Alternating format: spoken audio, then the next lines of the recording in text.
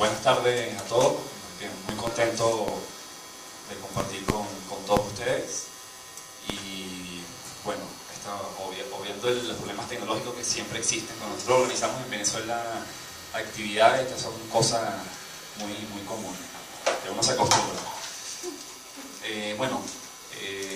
Esta fue la última, esta presentación fue la última conferencia que yo pude dar en la Feria Internacional del Libro que se celebra en Caracas, y bueno, voy a tratar de darle una visión un poco más latinoamericanista, pero tratar también de tocar sobre todo debates importantes que se puedan dar en México, a ver cómo se pueden conectar nuestros problemas con los problemas de un país tan complejo como México, y ver un poco lo que decía la compañera, ¿no? Cómo sacarle mayor provecho, un aporte sobre, digamos, la forma como estamos pensando transformaciones profundas en América Latina, muchas de ellas transformaciones anticapitalistas, muchas de ellas transformaciones pensadas más allá de la idea de desarrollo, más allá de los patrones coloniales que han reinado no solo la forma de ejercer el poder, sino también incluso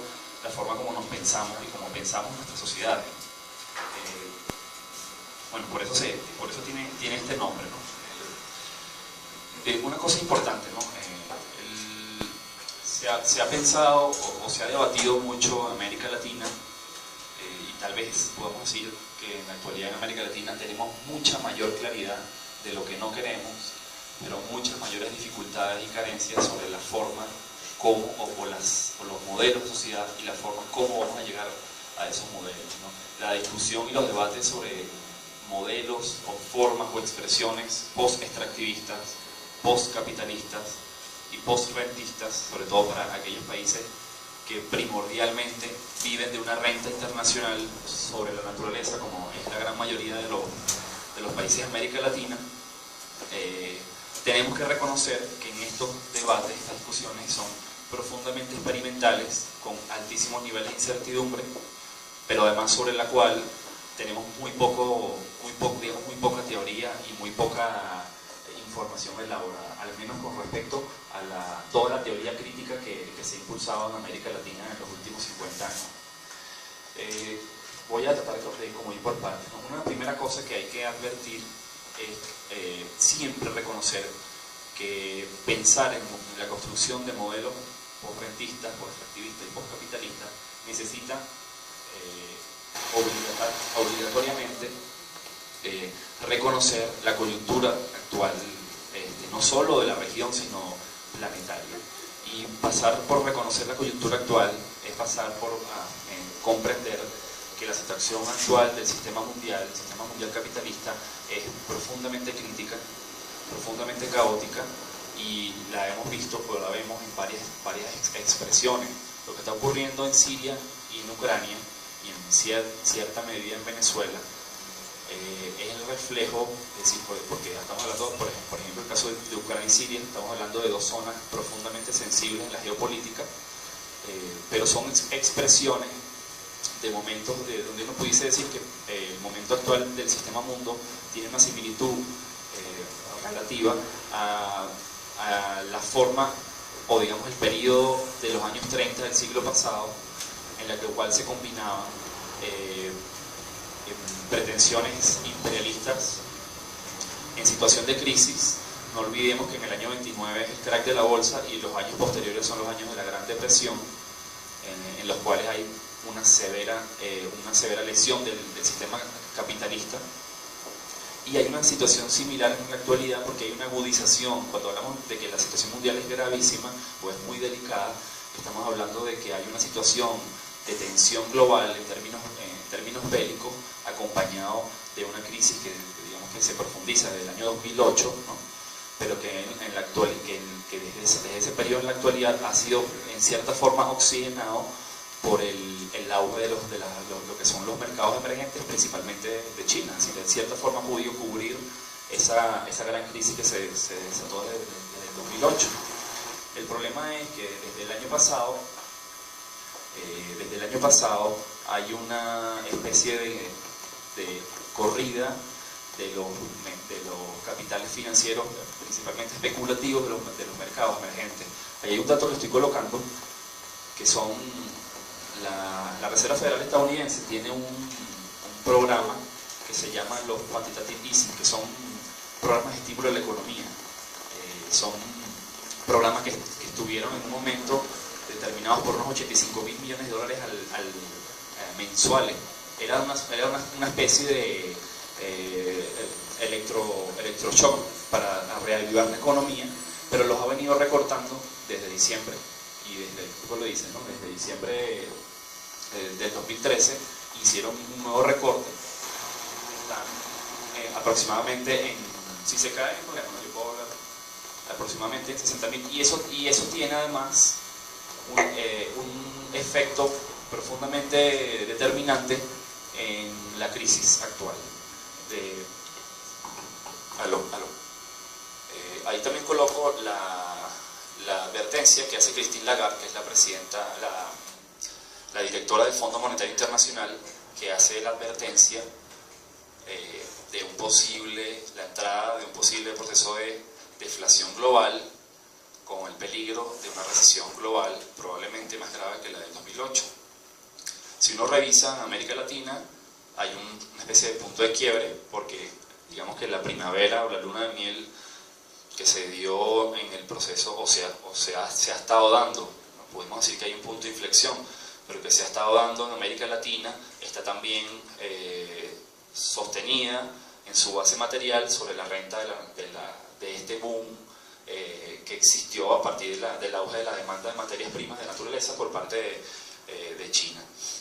En ese sentido, hay que tomar en cuenta que el contexto de una crisis estructural, de una crisis civilizatoria, de que el proyecto neoliberal es una respuesta ante esta crisis, de que justamente esta crisis desata una geopolítica bélica por lo que llaman los recursos naturales, está siendo o se ve expresada en una coyuntura de crisis económica, de conflictos bélicos, sobre todo en zonas clave, y que pensar prácticamente cualquier experiencia de modelos post-rentistas, de modelos post-extractivistas, necesita reconocer ante qué nos enfrentamos. El caso venezolano es muy emblemático, porque lo que se nota es precisamente que hay un proyecto de transformaciones en un escenario bélico, ¿no? Un escenario de confrontación bastante delicado en ese caso, ¿no?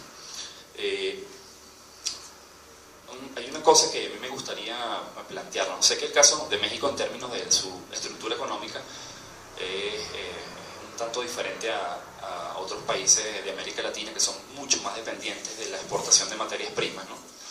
Pero en términos de los modelos extractivistas, ¿sí?, es necesario que el debate justamente sobre el extractivismo se extienda, ¿no? Porque hay una crítica, por un lado, que se reconoce como en términos de daños o impactos ambientales y impactos sociales territoriales, pero lo que generalmente no se discute sobre el debate del extractivismo es que la propia profundización de este modelo es lo que puede llevar a las crisis internas de estos propios modelos, incluso de los modelos progresistas que han logrado una redistribución de la renta mucho mejor y mucho mayor, con reivindicaciones institucionalizadas inclusive, ¿no?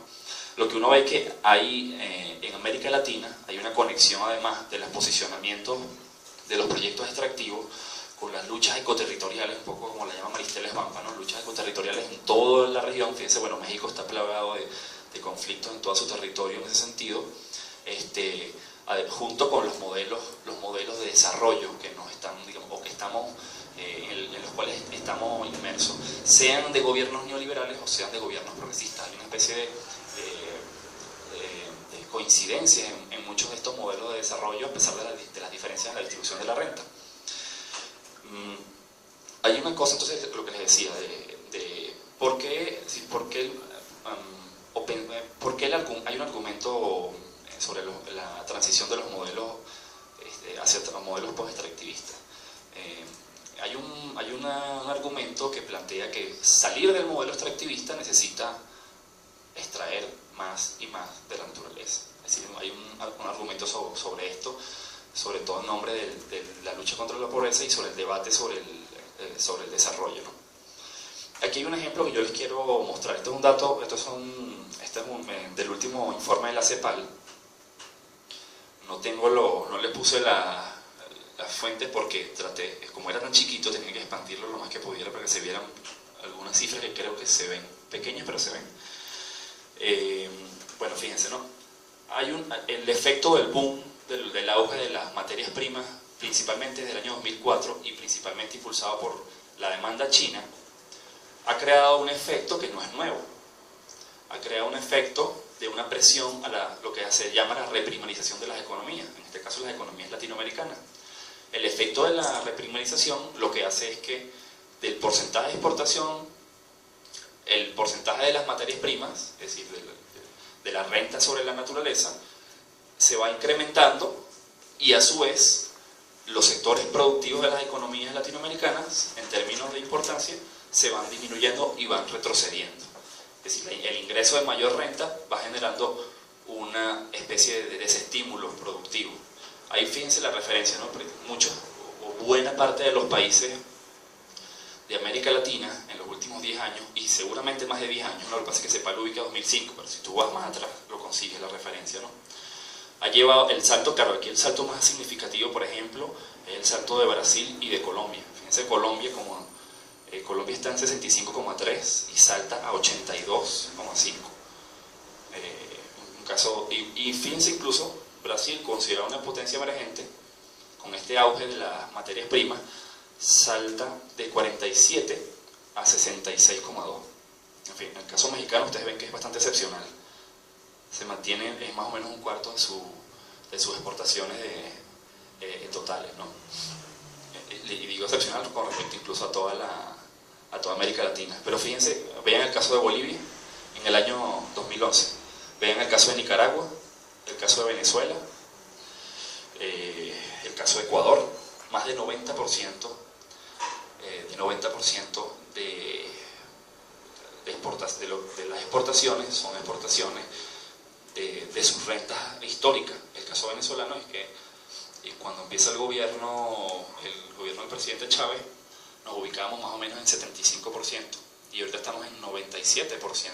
Es decir, que nos hemos vuelto más dependientes del modelo rentista petrolero, en este caso, cuando hemos debido salir, nuestra tarea es un poco salir de esa dependencia, porque supone una profundización de nuestra conexión en la División Internacional del Trabajo.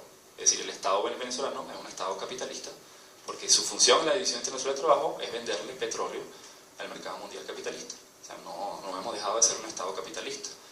De ahí todo el debate y esto también es importante pensarlo en el término de las transiciones, todo el debate que se da desde los años 70 con las teorías de la desconexión de Samir Amin. Y como hoy en día se habla de formas de desconexión selectiva. No nos podemos desconectar del sistema capitalista de lleno, pero podemos ir apuntando a formas de desconexión selectivas que las podemos ir sustituyendo por alianzas.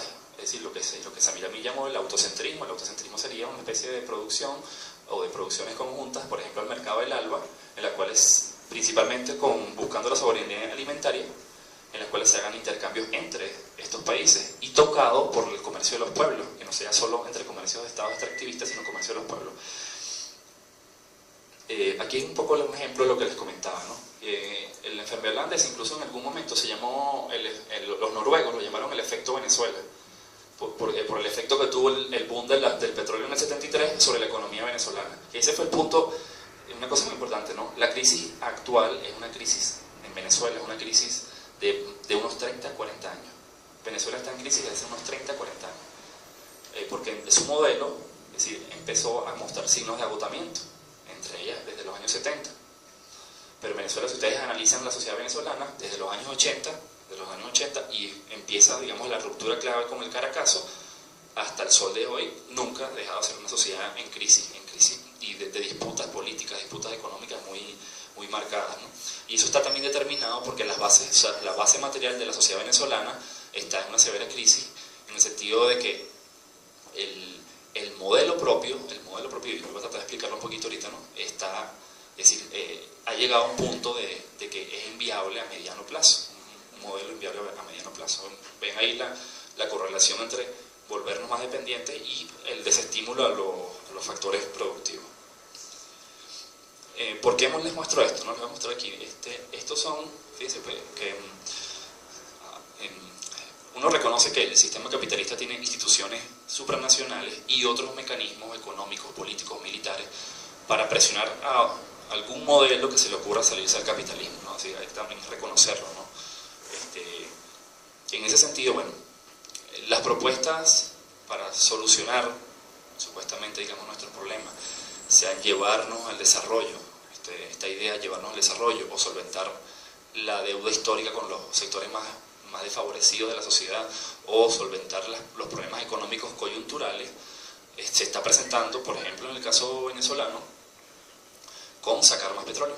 Nosotros producimos ahorita un poquito menos de 3 millones y los planes, en el caso de PDVSA, es llevar la producción de Venezuela a 6 millones de barriles, sobre la base de la faja del Orinoco, que además se parece un poquito a los petróleos del Golfo de México, porque son crudos no convencionales. En el caso nuestro, que no son crudos de aguas profundas, son crudos extra pesados, que requieren un gran procesamiento, un doble procesamiento, y además son extremadamente perjudiciales para la naturaleza. Pero no solo eso, sino que además son más costosos en ese sentido, ¿no? Se comprometen más. El proyecto de la faja son más de 200.000 millones de dólares para llevar a cabo estos proyectos. Entiendan más o menos la dimensión de ese dinero. Esa es la propuesta del gobierno, pero la oposición dice lo mismo. Llevemos a Venezuela para el año 2020 a producir 6 millones de barriles de petróleo. Entonces, un país muy polarizado, sobre todo sobre las dos fuerzas políticas, tiene, digamos, a una base que si acaso llegara a cuestionar un poco esto, no tiene, o tendría muy poca escucha, sobre todo que hay una tradición que en Venezuela se fue construyendo, principalmente gracias a la industria estadounidense, que la industria estadounidense entendió que tenía que casarse y conectarse con el proyecto nacional y empezaron a construir, junto con las élites nacionales, un discurso sobre el desarrollo relacionado con la industria petrolera y relacionado sobre los ideales de civilización, progreso, que están también muy relacionados con la industria petrolera. Todo eso es un imaginario creado, una especie de imperialismo cultural creado sobre la población, en la cual bueno, está muy arraigado sobre la gente. La revolución bolivariana tenía que plantear una serie de ideas, algunas de ellas muy radicales, sobre la base de lo que Rodolfo Quintero, que fue un antropólogo muy importante en Venezuela, llamó la cultura del petróleo, que era, bueno, estos imaginarios, estas síntesis antropológicas del imaginario cultural petrolero en Venezuela, que estaba relacionado no solo con la cultura, sino también la forma de ordenamiento del espacio, es decir, las comidas, la música, un montón de cosas, ¿no? Había una gran cantidad de relaciones. En Venezuela hay una idea, no sé si algunos de ustedes la hayan escuchado alguna vez, pero hay una idea que es como el discurso justificador del desarrollo sobre la base del petróleo, que es la idea de la siembra petrolera. Es más o menos de los años 30. Algunos personajes de la intelectualidad venezolana decían que nosotros debíamos sembrar el petróleo. O sea, significaba, tomen el petróleo y inviertan ese dinero en la producción agrícola, ¿no? Digamos, eso escuchado así, se escucha muy sensato, en realidad, ¿no? La cosa era, digamos, que había algunas trampas en el sentido de que el discurso no tocaba el modelo capitalista rentista venezolano, en este caso, ¿no? Y 80 años después siguen surgiendo las preguntas, pero si uno habla con un venezolano en la calle, hace una serie de entrevistas, el venezolano te va a decir que el problema nuestro es que no hemos sabido sembrar el petróleo. El problema aparece entonces como un problema primordialmente administrativo. Si uno lo ve incluso desde el argumento del discurso capitalista, el discurso capitalista también siempre presenta sus fallas como problemas administrativos. Si uno revisa, les voy a dar un ejemplo, si uno revisa el discurso de la economía verde, que es un discurso bastante reciente, que supuestamente lo que plantean es lo siguiente, sobre el documento de la UNED, que es el que surge, si no me equivoco, hace unos 3 años, dice, no, el problema, bueno, sí ya reconocen, tenemos fallas, tenemos severas fallas, pero el problema ha sido que hemos dirigido el capital a lo que ellos llaman las economías marrones, y ese error ya no lo vamos a cometer porque ahorita vamos a dirigir el capital hacia las economías verdes. Básicamente están diciendo, nuestro error es un problema de gestión y tenemos que llevarlo ahorita a una gestión ecológica, gestionar mejor el capitalismo, ¿no? El problema no es el capitalismo, no es el modelo en sí, sino que habría que gestionarlo mejor, ¿no? Hay un poco una idea de la siembra petrolera en ese sentido, por varias razones, porque bueno, esa es la pregunta que muchos venezolanos se hacen. Y yo creo que, digamos, siento que todos estos argumentos tocan un poco, de alguna u otra forma, el tema de cómo pensar en este caso la relación de los modelos de transición. Estoy iniciando con el tipo de relación con los estados, pero tocan mucho digamos, de los discursos en los cuales siempre se ha relacionado extractivismo con desarrollo, pero al final, digamos, en su proyección práctica, lo que ha ocurrido es una profundización de los males de estos modelos, ¿no? El segundo un poco lo que dice es que inicialmente, y como lo advertía Juan Pablo Pérez Alfonso, que es uno de los, digamos, un hombre muy lúcido, y él la crisis venezolana la predijo.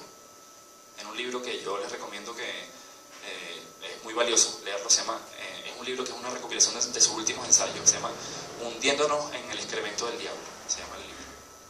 Y él es uno de los fundadores de la OPEP, Juan Pablo Pérez Alfonso, con Tariki, de Arabia Saudita. Y él decía, bueno, es que hay una idea, un mito, por el cual, es decir, todo se resuelve con dinero. Por supuesto que ahí hay detrás de ello una concepción sobre la riqueza totalmente errónea, que su expresión más clara es el concepto del PIB. Es decir, la forma cuáles son los elementos que hacen que el PIB se construya como indicador y que queda por fuera. O sea, toda la devastación de la naturaleza no existe como pérdida, no existe. Alguna vez China, el primer ministro Wen Jiabao, propuso el PIB verde y empezaron a contabilizar la destrucción de la naturaleza y la metían como pasivos en el PIB. Tuvieron que sacarlo, no les iba a dar las cuentas. La externalización de costos, que es histórica en el estudio del capitalismo, cómo tú externalizas costos sobre trabajadores, también se da en la naturaleza. En la naturaleza es un valor, porque es lo que nos da vida, pero tú en la medida que lo destruyes, pierdes valor, pero eso no aparece en las cuentas. Eso no aparece. Y si hicieran un PIB verde, no les va a dar. PIB negativo para todo el mundo. Entonces eso no es una trampa, ¿no? En realidad.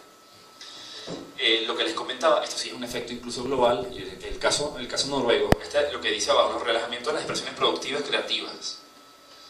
El efecto de la enfermedad holandesa, de la llamada enfermedad holandesa, lo que está diciendo es que una entrada de una renta inorgánica, porque es una renta que viene de fuera, no es producto de un trabajo productivo interno, tiene un efecto sobre los factores productivos de esa economía, que los relaja, los tiene a relajar.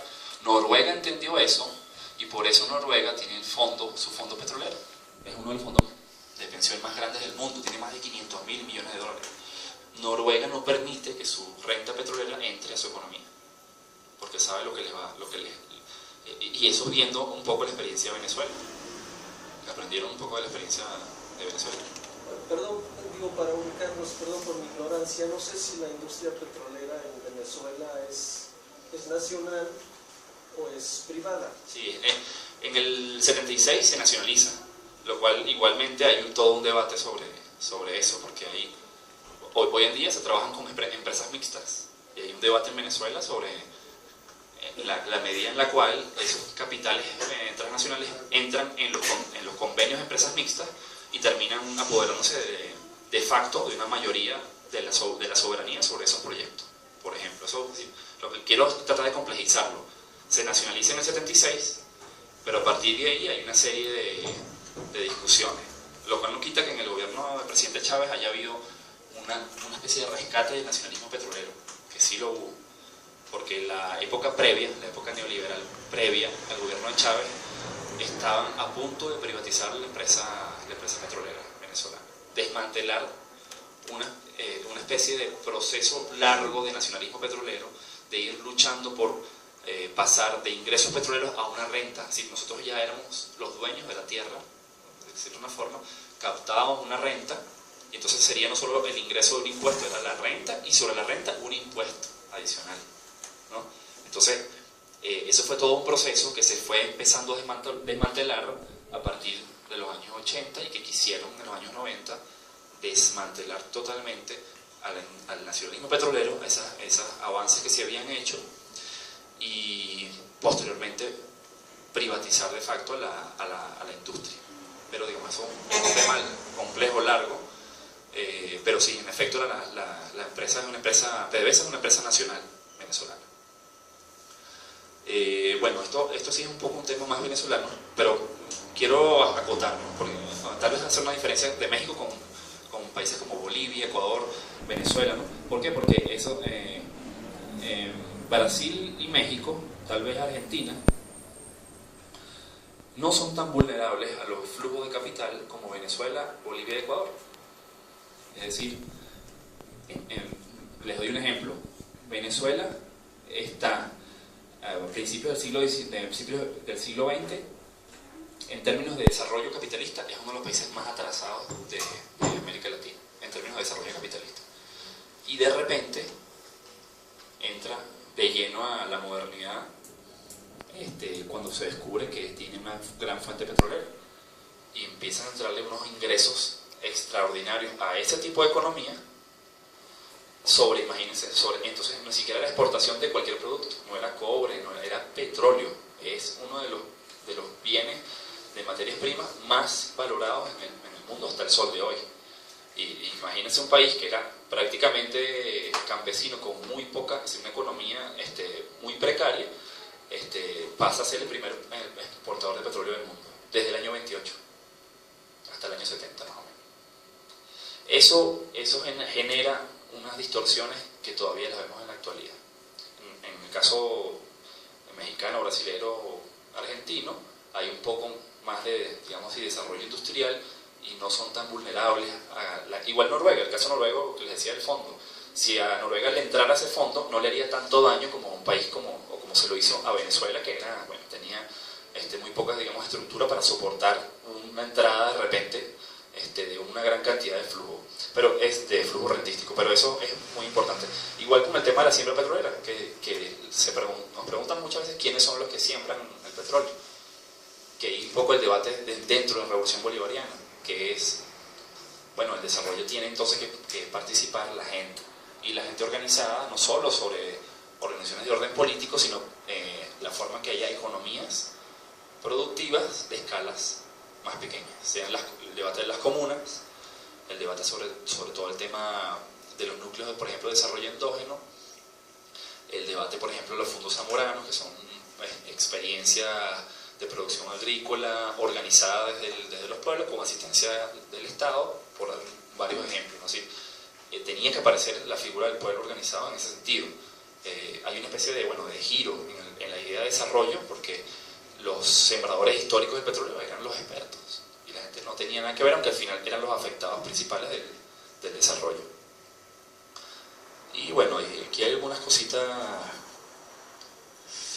sobre la dependencia también externa, ¿no? En nuestro caso fue evidentemente dramático, igual que, todos los países afectados de la crisis de la deuda mostraron en que su mayor conexión con la dinámica del sistema capitalista nos hacía más vulnerables. En la medida que éramos más vulnerables, por supuesto, corríamos con más daños internos, y la vulnerabilidad sobre esos modelos está determinado por ejemplo, en el caso de nosotros los vendedores de naturaleza o los rentadores de naturaleza, está determinado por precios internacionales del cobre, del petróleo, de la soja, que no establecemos nosotros, que vienen de afuera. Si hay incluso una corrida especulativa que afecta y que derrumbe los precios del petróleo u otro, nosotros muy poco tenemos que hacer, lo que no quita que OPEP organizada pueda hacer un bloque más fuerte que ayude. Pero bueno, hay un investigador que se llama Steven Ekdahl, que en su investigación plantea que el 60% del precio del petróleo actual es de carácter especulativo. Igual habría que analizar cómo el barril de petróleo en 2008 estaba en 147 y en 2009 estaban como en 37.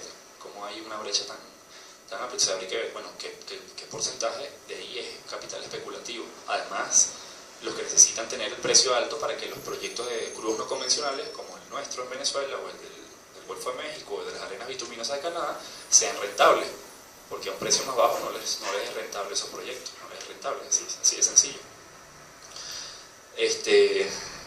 Bueno, esto es un poco más del tema venezolano. Voy a un poco a un tema.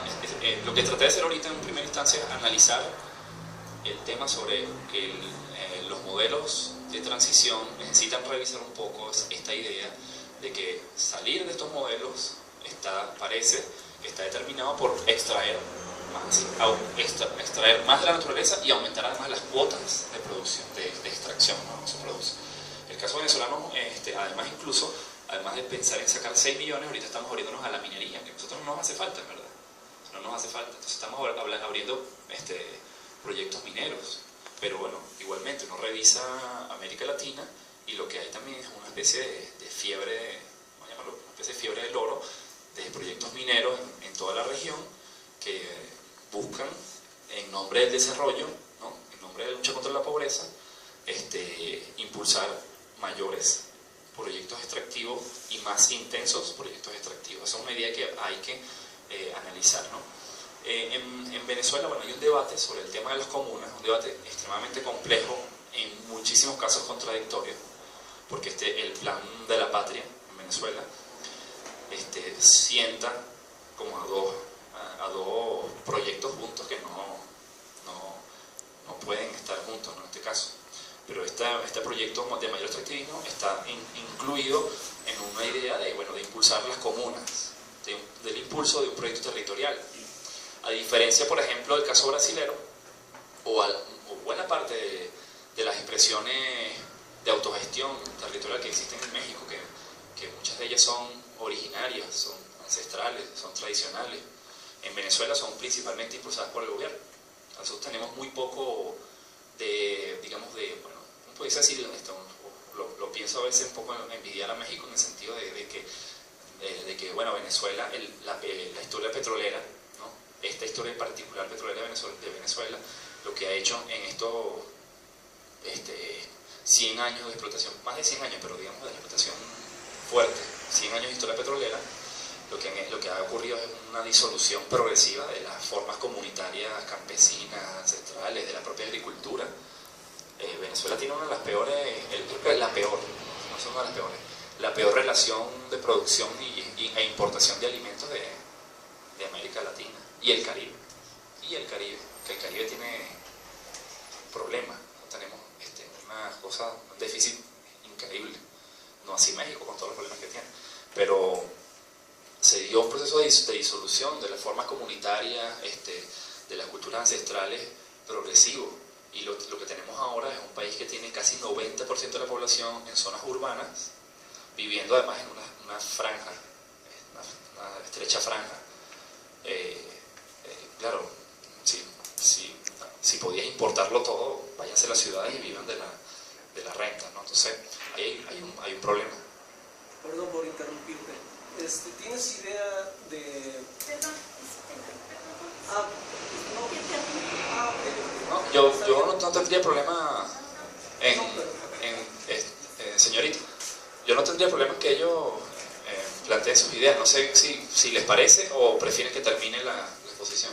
Pues yo creo que mejor que termine, ¿Sí? ya se da pie a todos los comentarios. Sí. Y preguntas, ¿no? Bueno, yo lo hacía con la finalidad de irte siguiendo, ¿no? Sí. Además, Yo no le veo problema, yo de hecho preferiría que porque me parece tal vez puede ser menos aburrido que se hable tan largo, ¿no? Que si la gente interviene. Digo, a mí me salta la idea en este momento de si tienes una cifra de cuáles son los ingresos petroleros que recibe Venezuela al año aproximadamente, ¿no? Digamos que aquí en México se calcula que son alrededor de $100,000 millones. No sé si tengas idea de lo que ocurre en Venezuela. No, en Venezuela lo que pasa es que hay dos cosas, ¿no? Una cosa es el ingreso que percibimos y luego lo que PDVSA le va al Banco Central. Y después el Banco Central aplica una y otra cosa, aunque PDVSA tiene inversión social directa. Varía, 70,000, 60,000, 80,000, depende del año, ¿no?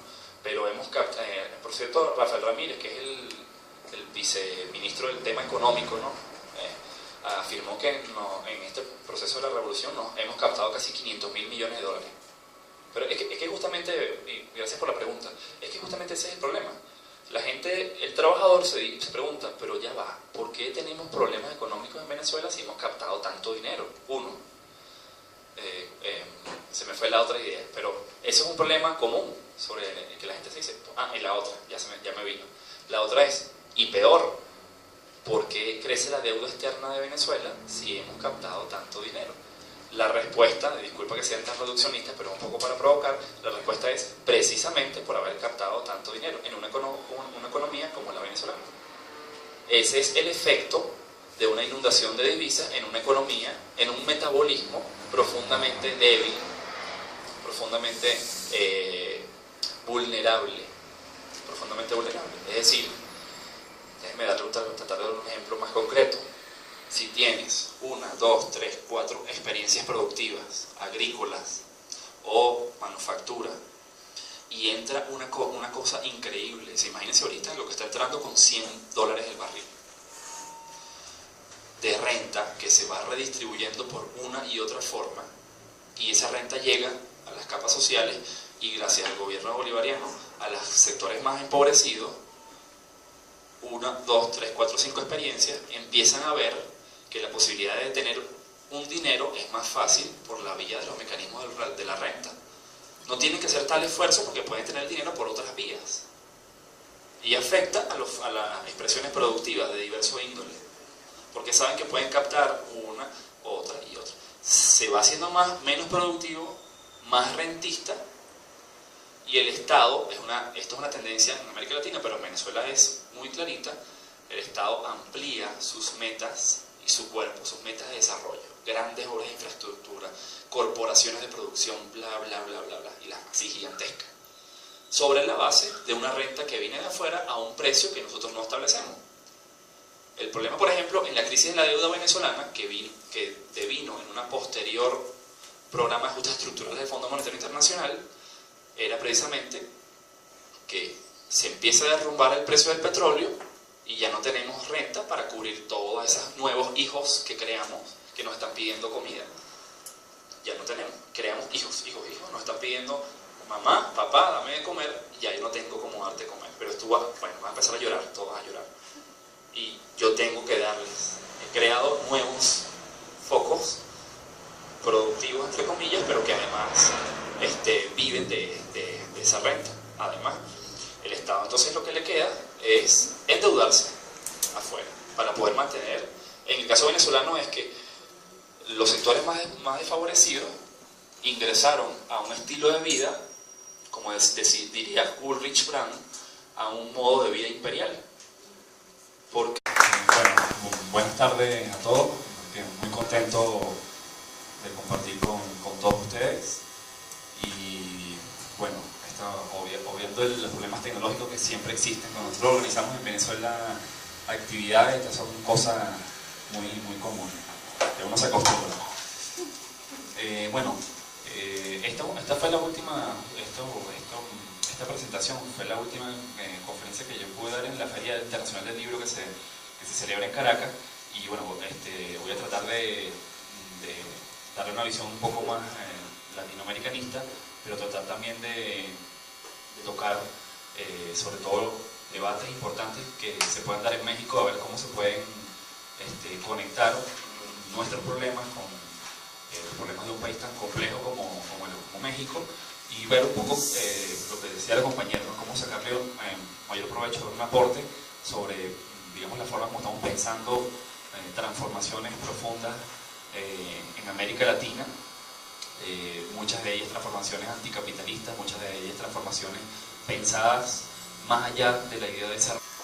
Desde el año pasado hay una especie de corrida de los capitales financieros, principalmente especulativos, de los mercados emergentes.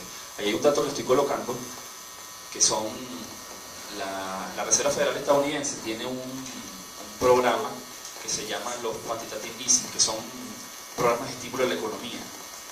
Son programas que estuvieron en un momento determinados por unos $85.000 millones mensuales. Era una especie de electroshock para reavivar la economía, pero los ha venido recortando desde diciembre, y desde, ¿cómo lo dice, no? Desde diciembre del 2013 hicieron un nuevo recorte.